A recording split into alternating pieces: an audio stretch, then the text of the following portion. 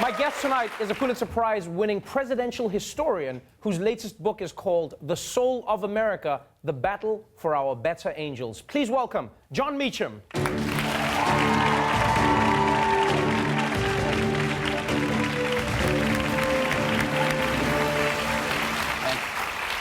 Welcome to the show. Thank you, sir. You have an interesting role as a writer and as a presidential historian. You just look at the history of presidents. Is Donald Trump unprecedented? Have you ever seen anything like this? Are we overreacting? We're not overreacting, and he's sort of precedented. We have seen various elements of demagogues, of people who have wanted to blow up the conventions, who have done the wrong thing, who valued fear over hope, right? Which is what this president's about. But to treat him as if he is a unique creature is almost to give him superpowers that we shouldn't endow him with. That's an interesting point. Do you think, though, that maybe he doesn't? It's not that we're giving him superpowers, that he lives in an age where he has superpowers. Like, you know, some of the presidents you talk about in the book and some of the leaders, like McCarthy, for instance, who was a senator, we see similar traits to Trump, but they didn't have Twitter, they didn't have mediums that helped them connect with as many people. The thing this is not a book about, or an argument about, hey, let's relax because we've been here before. Right. It's let's get to work, learn from what we've done before, and press forward. If you hadn't been used to a printing press, or if you hadn't been used to radio, or you hadn't been used to television, hey, it's the information superhighway. The paper's coming. You know, more than 140 characters. But the speed of communication has exacerbated. Right. Trump has exacerbated damn near everything, come to think of it. But, you know, we had a president, Andrew Johnson, during Reconstruction, who opposed the 14th and 15th Amendments, who vetoed civil rights legislation. He wrote in a state paper that people of color were genetically incapable of self-government. Right. So not exactly a great moment. You know, he's not on Rushmore. And even the guys on Rushmore made mistakes. My argument is that we have to find a way to protest, to resist, to heed our better angels, because no era is perfect, and yet we've pushed on to a more perfect union. When you talk about the soul of America, the battle for our better angels, you're speaking about Lincoln, or the quotes that Lincoln famously said about our better angels looking for the best in us as human beings.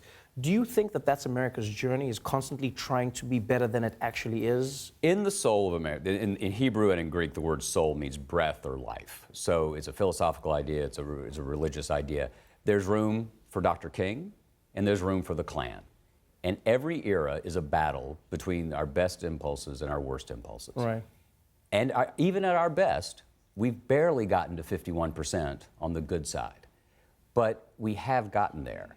And the tragedy of the era right now is that the person who is at the center of our national life, who in many ways has taken over, this is the world's longest hostage siege. You know, he owns our mind space. You know, he's just, you know, I feel as though we're chained up in a garage, right, and no one can hear our cries.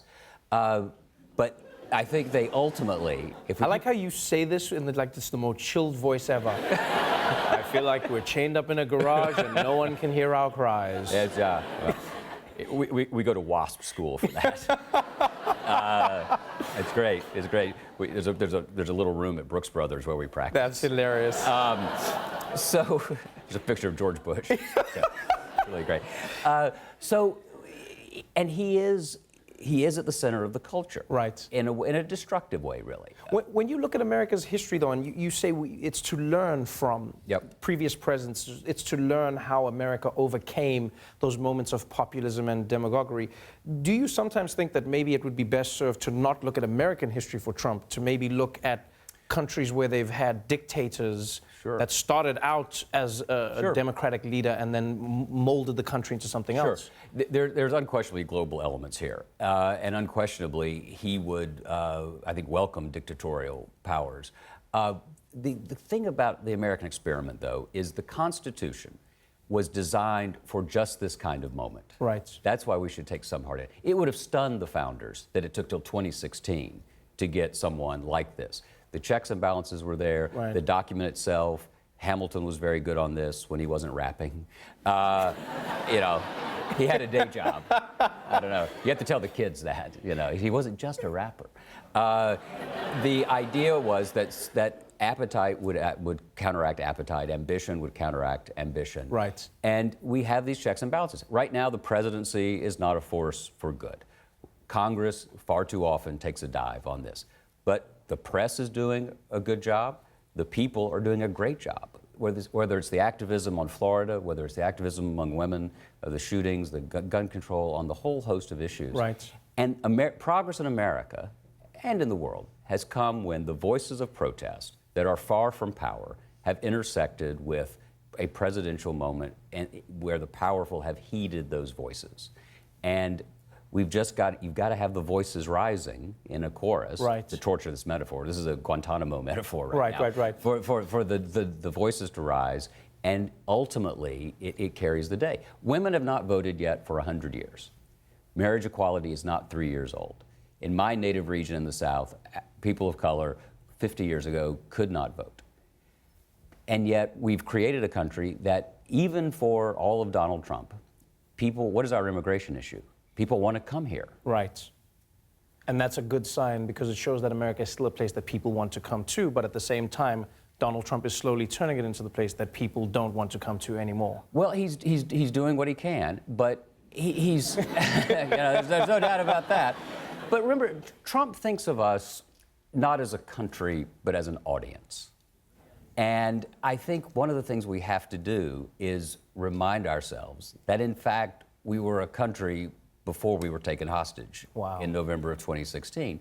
And I don't think you've had St. Augustine on the show recently. No. Okay, but, no. But I'm going to throw a quote at you. St. Augustine once wrote that a nation, it's the best definition of a nation I've ever heard, is a multitude of rational beings united by the common objects of their love. It's a wonderful phrase. A multitude of rational beings united by the common objects of their love. So what do we love in common? Traditionally, Americans love fair play, equality of opportunity, not of outcome, a chance, as Lincoln said, to rise up by your own labor. And when we listen to those voices, guess what? We get stronger. And this is not a partisan point. I voted for Democrats, I voted for Republicans. I will continue to if Republicans survive the next couple of years. But we have managed to grow stronger the more generously we've interpreted the notion that we're all created equal. Right. That's a historical data point. The world, my friend Fareed Zakaria likes to point out, the world's largest air force is the United States Air Force. Do you know what the second one is? The United States Navies. We're doing just fine. We're doing just fine. That's a nice way for us to think about it. We're doing just fine. But we might die tomorrow. Thank you so much for being on the show. The Soul of America is available now. Jon Meacham, everybody.